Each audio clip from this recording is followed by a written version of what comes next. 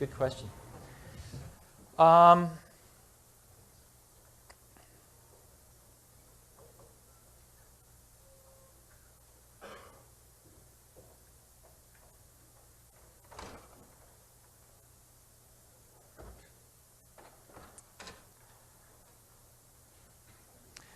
not sure I learned this when I was at Apple, but I learned it based on the data when I was at Apple. And that is, I now take a longer-term view on people. In other words, when I see something not being done right, my first reaction isn't to go fix it. It's to say, we're building a team here, and we're going to do great stuff for the next decade, not just the next year. And so what do I need to do to help so that the person that's screwing up learns versus how do I fix the problem?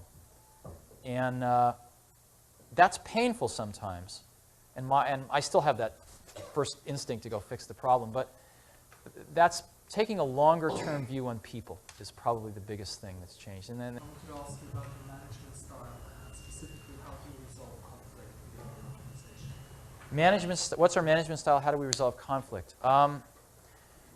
I've never believed in the theory that if we're on the same management team and a decision has to be made and I decide in a way that you don't like, and I say, come on, buy into the decision.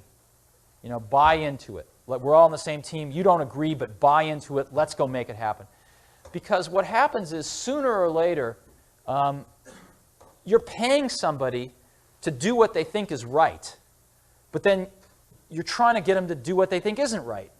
And and sooner or later it outs, and you end up having that conflict. So I've always felt that the best way is to get everybody in a room and talk it through until you agree. Now, that's not everybody in the company, but that's everybody that's really involved in that decision that needs to execute it. And so that's how we try to run NeXT. The way we run NeXT is we have a team at the top we call the policy team. There's 8 people.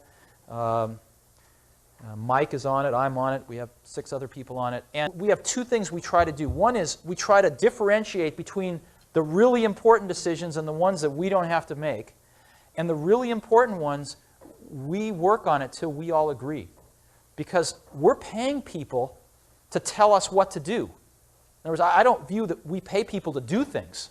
That's easy, to find people to do things. What's harder is to find people to tell you what should be done, right? That's what we look for. So we pay people a lot of money, and we expect them to tell us what to do.